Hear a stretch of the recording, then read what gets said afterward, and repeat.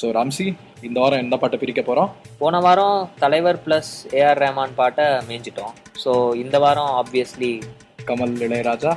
S. ஒத்தி பாடடி பொன்னே, தேவர் காலடி மண்ணே. பாட்டோட ஸ்டார்டிங்கே பார்த்தோன்னா புகழ்ந்து பாடு, தேவரை புகழ்ந்து பாடு அப்படிங்கிற மாதிரி சொல்றாங்க. ஸோ இந்த புகழ்ந்து பாடுறது அப்படிங்கிறது வந்து தமிழனுக்கே உரிய ஒரு விஷயம் தான் நினைக்கிறேன். அந்த காலத்துல ராஜாஸ்லாம் கூட வந்து போயட்ஸ் எல்லாம் கூப்பிட்டு வாங்க புகழ்ந்து பாடுங்க, இந்தாங்க பொற்காசு அப்படிங்கிற மாதிரி ஐ திங்க் இம்சை அரசனை கூட கலாய்ச்சிருப்பாங்க. ஸோ இந்த இடத்துல அவங்க வந்து எதை புகழ்ந்து பாடுங்கிறாங்கன்னா தேவர் காலடிப்பட்ட மண்ணு. சோ நீ தேவரை கூட புகழ வேணாம், அவரு எங்கேயோ இருக்காரு, அவர் காலடிப்பட்ட அந்த மண்ணை நீ புகழ்ந்து பாடு அப்படிங்கிறாங்க. அந்த சிவாஜி கணேசனோட காலடி, சிவாஜி கணேசன் இல்லடா, தேவர்ங்கிறது பர்சனை பிடிக்கிறது இல்ல. இந்த மாதிரி தேவர்கள்லாம் இருந்துட்டு போன மண்ணு. இங்க என்ன வரும்னா ஆன்செஸ்ட்ரல் லேண்ட்.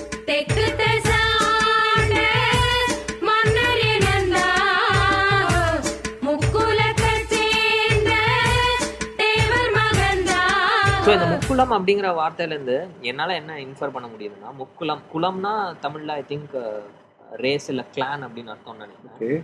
ஸோ முக்குளம்னா 3 clan. So this Thevar Magan is belonging to the 3 clans. Okay, முக்குளம் அப்படிங்கிற வார்த்தை வந்து it refers to Kallar, Maravar and Agamudayar அப்படிங்கிற 3 கிளான்ஸ், 3 காஸ்ட் இப்போ கூட இருக்காங்க. என்ன 3 காஸ்ட்? கள்ளர், மறவர், அகமுடையார். ஸோ இந்த மறவர் அப்படிங்கிற காஸ்டோட சர்நேம்ஸ் தேவரா இருக்கு அப்படின்னு வந்து எட்கர் தர்ஸ்டன் அப்படின்னு ஒரு museologist, castes and tribes in South India அப்படின்னு ஒரு புக்ல மென்ஷன் பண்றாரு. ஸோ இந்த தேவருங்கிறது is a surname of the Maravar caste which is one of the முக்குளம்ஸ்.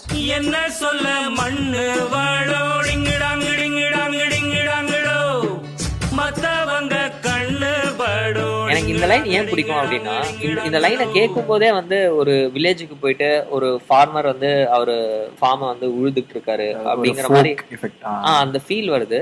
அது ஏன் மெயினா வருதுன்னு பார்த்தோன்னா, தமிழ் சினிமால வர பாட்டுங்களே பார்த்தோன்னா ஒரு எமோஷனோட எக்ஸ்டென்ஷன் அப்படிங்கிற மாதிரி பார்க்கலாம். ஸோ நம்ம நிஜமாலே சந்தோஷமா இருக்கும்போது சம்டைம்ஸ் வார்த்தைகள்லாம் வராது, ஒரு ஜஸ்ட் ஒரு வேர்ட்ஸ் மாதிரி. இப்போ இதுல பார்த்தோன்னா டிங்கு டாங்கு டிங்கு டாங்குடோ அப்படிங்கிறது. அவர் அந்த ஃபார்மர் நிஜமாலே ஹாப்பியா இருக்காரு, பாருங்க மண் எவ்வளவு வளமா இருக்கு. ஸோ சந்தோஷத்துல அவர் பாடுறாரு சும்மா அப்படியே ஜாலியா டிங்கு டாங். அண்ட் இன்ஃபேக்ட் எனக்கு தோணுது இன்னொன்னு என்னன்னா, அந்த டிங்கு டாங்குங்கிறது வந்து அந்த மாட்டோட கழுத்துல ஒரு பெல் கட்டிருப்பாங்க, அதோட சவுண்டோ அப்படிங்கிற மாதிரி கூட. அந்த மக்கள்லாம் வந்து தான் என்வாயரன்மெண்ட்ல இருக்கிற சவுண்ட்ஸ் எல்லாத்தையும் வந்து எடுத்து அது வந்து பாட்டுல வருது அப்படி அழகா. இப்ப ரீசெண்டா வந்து ஹாரிஸ் ஜெயராஜ் எல்லாம் ரொம்ப ஓட்டுறாங்க, அவர் வந்து அர்த்தம் இல்லாத வார்த்தைகள்லாம் யூஸ் பண்றாரு, ஒமஹசியா வாஹியாலாம் அப்படின்னு. ஸோ டிங்கு டாங்கும் பார்த்தோன்னா அர்த்தம் இல்லாத ஒரு வேர்டு தான். ஆனா மேபி என்ன டிஃபரன்ஸ்னா, அது வந்து மேபி இளையராஜா கரெக்டா யூஸ் பண்றாரோ என்னமோ.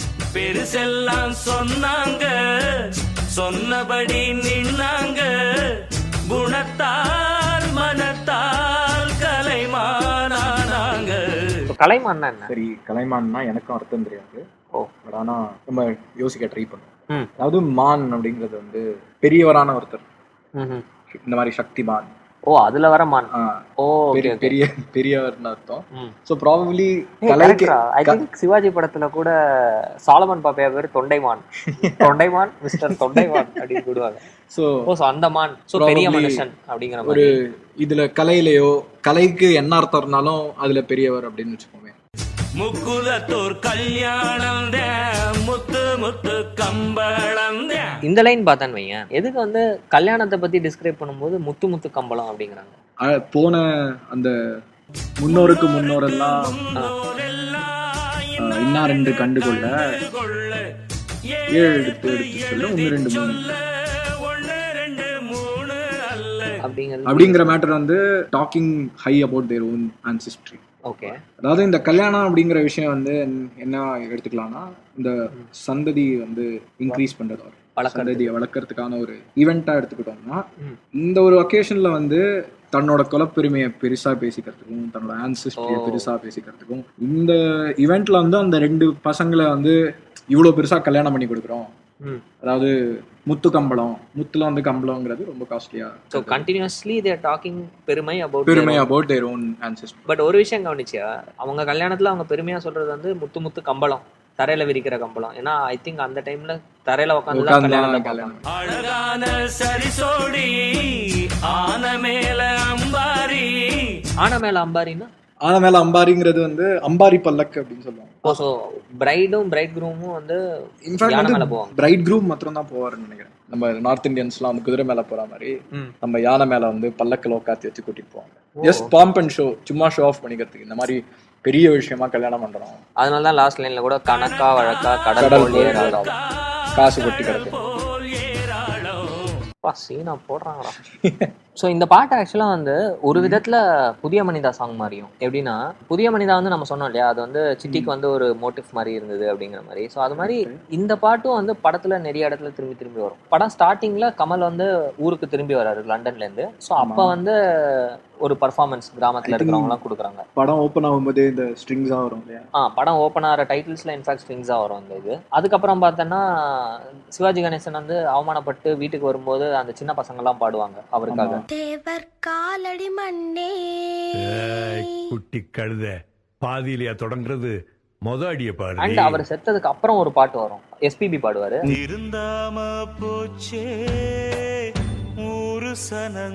அந்த பாட்டும் வந்து ஆக்சுவலா இதே டியூன் தான், ஆனா கொஞ்சம் ஸ்லோ பண்ணிருப்பாரு. இந்த பாட்டுல வந்து போற்றி பாடடி பொண்ணே அப்படின்னு சொல்லி லேடிஸ்லாம் சந்தோஷமா பாடுறாங்க. சிவாஜி செத்ததுக்கு அப்புறம் அவங்களுக்கு வார்த்தையே வரல. போற்றி பாடடி பொன்னே தேவர் காலடி மண்ணே. அப்புறம் இன்னொரு இன்ட்ரெஸ்டிங்கான ஒரு இடத்துல எங்க யூஸ் ஆகுதுன்னா, இந்த அப்பாக்கும் மகனுக்கும் இருக்கிற அந்த அன்பு, அது வர இந்த மியூசிக் அகைன். ஐயா வியாபாரமா வெளியூர் போறாங்களா, ரொம்ப நாள் இங்க இருக்க மாட்டாங்களா, அவளுக்கு டிக்கெட் போடும். ஒரு 10 நாள் சென்று எடுக்கட்டுங்களா? என்ன போ 10 நாள் தங்க மாட்டீங்களா?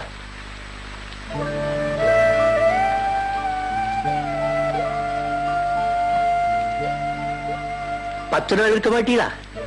என் மயனை பக்கத்திலேயே வச்சு பாக்கணுங்கிற ஆசை எனக்கு இருக்காதா? சோ அடுத்தது எக்ஸ்ட்ரீம் இன்டர்பிரேஷன். நம்முயிருக்கு மேலே மானமறியாதே, மானம் இழந்தாலே வாழ தெரியாது. இந்த லைன்ல பேசிக்கா என்ன சொல்ல வர்றாருன்னா, மானம் இல்லைன்னா வந்து வாழ தெரியாது. இன்ஃபேக்ட் ஐ திங்க் இதே விஷயம் வந்து நிறைய தமிழ் பாட்டுல சொல்றாங்கன்னு நினைக்கிறேன். ரைட். எனக்கு ஒரு படம் ஞாபகம் வருது, நம்ம தமிழமே. அதுல வந்து மயிர் நீ வாழா கவரிமான் நன்னார் உயிர் நிற்பர் வானம் அப்படின்னு திருவள்ளுவர் சொல்லியிருக்காரு. அதுக்கு வந்து அர்த்தம் வந்து கவரிமான் அப்படிங்கிறது வந்து ஒரு முடிய இழந்தாலே செத்து போயிடும் அப்படிங்கிற மாதிரி தமிழ் மக்கள் வந்து மானம் இழந்தா செத்து போயிடுவாங்க அப்படிங்கறத அங்க சொல்றாங்க. பட் எனக்கு ரொம்ப நாளா ஒரு டவுட்ரா, நிஜமாலே அந்த மாதிரி ஒரு அனிமல் இருக்கா? ஏன்னா பயாலஜிக்கலி இது கேட்கறதுக்கே கொஞ்சம் கவரிமான் ஒரு முடி போயிடுச்சுன்னா அந்த மாதிரி ஒரு டியர் நிஜமாலே இருக்கா? ஆக்சுவலா இல்ல, கற்கன் இருக்கு அப்படின்னு ஒரு பிளாக்ல வந்து வைரம் அப்படின்னு ஒருத்தர் வந்து எழுதியிருக்காரு. அதாவது கவரிமான் அப்படிங்கிறது வந்து it's not a deer, it's a yak அப்படின்னு மென்ஷன் பண்ணிருக்காரு. கவரிமான் மானே கிடையாதா? ஆமா. அதுக்கப்புறம் இதே மாதிரி மானத்தை பத்தி வந்து நம்ம ஔவையாரும் மானம் அழிந்த பின் வாழாமை முன்னினிதே அப்படின்னு சொல்லியிருக்காங்க. புரியுதா? முன் இனிதே, மானம் அழிவுன்னு தெரிஞ்சாலே செத்து போயிடணும் அப்படிங்கிற மாதிரி சொல்றாங்க. அதே மாதிரிதான் இந்த பாட்டிலையும் வந்து மானம் அழிஞ்சா வாழவே தெரியாது. படத்துல கூட அதானே நடக்குது. இப்போ சிவாஜி கணேசனும் எப்ப சாவுறாரு, அவர் வந்து பஞ்சாயத்துல நாசர் வந்து அவமானப்படுத்திடுறான். அதுக்கப்புறம் இப்போ தமிழ் சினிமால பாதி வில்லன்ஸ் பார்த்தனா அவங்களுக்கு கோவம் எதுக்கு வருதுன்னா, என்னையா யார பார்த்து என்ன வார்த்தை சொல்லிவிட்ட அப்படின்னு சொல்லிட்டு அப்படின்னு சொல்லறதுக்குன்னே ஒருத்த பின்னாடி அலைவா ஒருத்தன். ஓகேவா? சோ இந்த மாதிரி எவனோ ஒருத்தன் ஏதோ ரோட்ல போறான், ஏதோ சொல்லிட்டான், அதனால உடனே மானம் போச்சா? கொஞ்சம் விட்டுதான் போவோமே, என்ன போ அப்படிங்கிற மாதிரி எனக்கு தோணுது.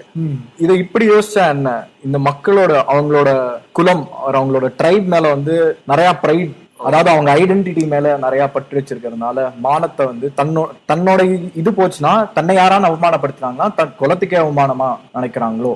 They associate themselves with their tribe a lot. In fact இதுல இருந்து எனக்கு என்ன தோணுதுன்னா, ஒருவேளை இந்த சாங்கே வந்து அவங்க யூஸ் பண்றது வந்து இந்த ஐடென்டிட்டி இந்த வேல்யூஸ் எல்லாம் generation after generation pass on பண்றதுக்கோ அப்படின்னு. ஏன்னா எனக்கு தெரிஞ்ச ஒருத்தர் என்ன சொன்னார்னா, இந்த பாட்டு வந்து வாலி எழுதினதா இருந்தாலும் இது வந்து ஒரு பழந்தமிழர் பாட்டு, ஒரு பழைய தமிழ் பாட்டு. இது வந்து கிராமங்கள்ல எல்லாம் நிஜமாலே தேவர் மகன் படத்துக்கு வரதுக்கு முன்னாடியே பாடிட்டு இருந்தாங்க அப்படிங்கிற மாதிரி அவர் சொன்னாரு. சின்ஸ் அந்த டைம்ல புக்ஸ் கிடையாது, டிவி கிடையாது அப்படிங்கும் போது இந்த வேல்யூஸ் எல்லாம் பாஸ் ஆன் பண்றதுக்கு maybe they use songs like this.